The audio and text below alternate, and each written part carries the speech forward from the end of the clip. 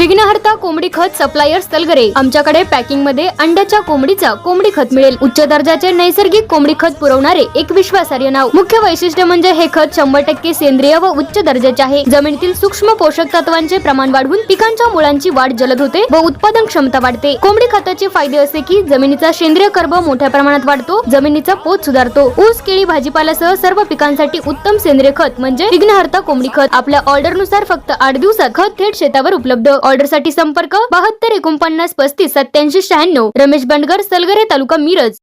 प्रत्येक बातमीतील घटनेच्या वास्तविकतेची तुलना थेट पाहत रहा चांगली अपडेट।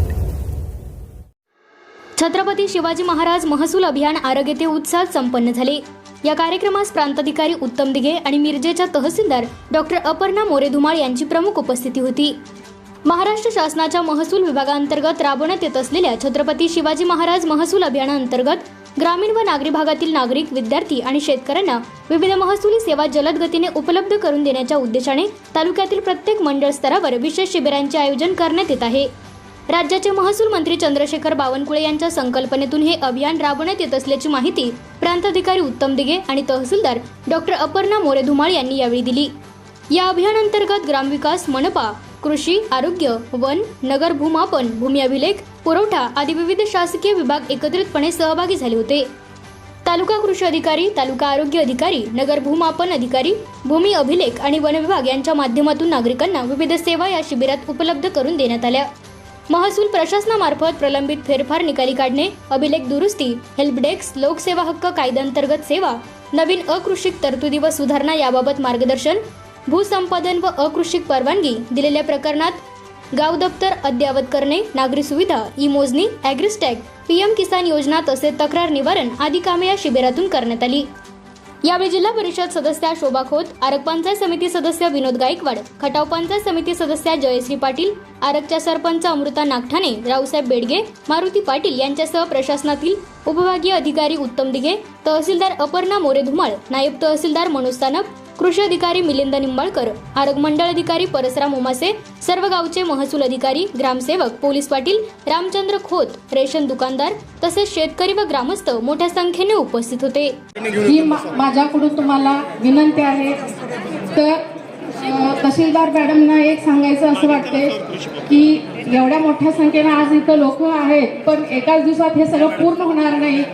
तर ग्रामपंचायतीच्या वतीनं तुम्ही महिन्यातनं एकदा जे रेशन कार्डाचा विषय असेल किंवा नोंदणी, मृत्यू नोंदणीचा विषय, हा वेगवेगळा जो उपक्रम तुम्ही आज राबवत आहात, तर माझ्या मतदारसंघात ग्रामपंचायतीमध्ये तुम्ही महिन्यातनं एकदा हा शिबिर घ्यावा असं माझ्याकडून तुम्हाला सांगावं।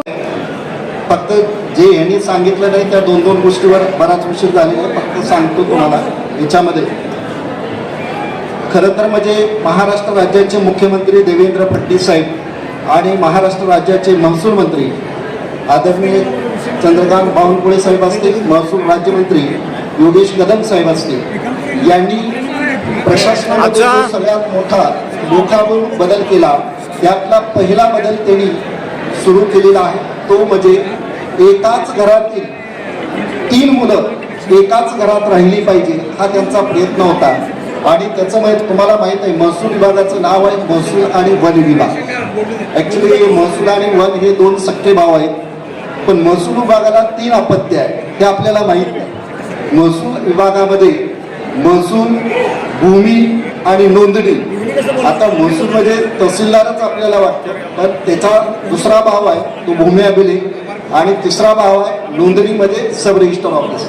खरं तर ह्या महसूल, भूमी आणि नोंदणी या तिन्ही विभागाला एकत्र आणण्याचं काम आदरणीय मुख्यमंत्री साहेब आणि महसूल मंत्री साहेबांनी केलं आणि हे तिन्ही विभाग इंटरलिंकिंग करून टाकलेले आहे। म्हणजे आज तुम्ही सब रजिस्टर ऑफिसला गेला, तिथं जर खरेदी खत नोंदवलं तर ते ऑटोमॅटिक तुमचं घराचं असेल तर सिटी सर्वे ऑफिसला जाईल, शेतीचं असेल तर तलाठी लॉगिनला जाईल आणि ते सर्टिफाईड होईल। म्हणजे हे 3 विभाग एकत्र आणण्याचं सगळ्यात मोठं काम आदरणीय मुख्यमंत्री व आदरणीय महसूल मंत्री साहेबांनी केलेलं आहे। दिनांक 18 फेब्रुवारी 2026चा महसूल वन विभागाचा शासन निर्णयाप्रमाणे आमच्या साती मंडळामध्ये छत्रपती शिवाजी महाराजस्व अभियान शिबिर आम्ही आयोजित केलेलं आहे. त्यामधलं आज पहिलं महाराजस्व अभियान शिबिर आम्ही आरग मंडळामध्ये घेत आहोत. त्यानंतर आपलं 14 मार्च रोजी मालगाव या ठिकाणी आपण मंडळाचं महाराजस्व अभियानाचं शिबिर घेत आहोत. मालगाव मंडळामधील सर्व जी गावं आहेत त्या गावांमधले सगळे लाभार्थी त्यांचं त्या ठिकाणी वेगवेगळ्या शासकीय विभागांमार्फत लाभ वितरण आणि वेगवेगळ्या लाभार्थ्यांची शोध मोहीम या आठवड्यामध्ये घेण्याचं कामकाज आपलं सुरू आहे. त्यानंतर भोसे मंडळ अधिकारी कार्यालयाच्या इथं आपल्याला पुढचं शिबिर आहे. त्यानंतर कौलापूर, बेळंकी आणि सर्वात शेवटी बेडग आणि मिरज अशा वेगवेगळ्या टप्प्यांमध्ये आपण आपलं जे महाराजस्व अभियान शिबिर आहे त्याला व्यापक प्रचार प्रसिद्धी करून आणि गावामधल्या सगळे लाभार्थी, खातेदार, शेतकरी जे असतील त्याचबरोबर विविध प्रशासकीय विभागांचे जे लाभार्थी आहेत त्यांच्यापर्यंत ह्या योजनेची आम्ही व्यापक प्रचार प्रसिद्धी करून आपण ह्या योजनेमध्ये सर्व नागरिकांना समाविष्ट होण्याचं आणि त्यामध्ये सहभाग घेण्याचं नम्रपणे आवाहन. आता आर्गेच्या या अभियानाला नागरिकांचा कशा पद्धतीनं प्रतिसाद दिसून आला आणि कुठल्या प्रमाणात जास्त समस्या आपल्याला आता इथं जाणवल्या?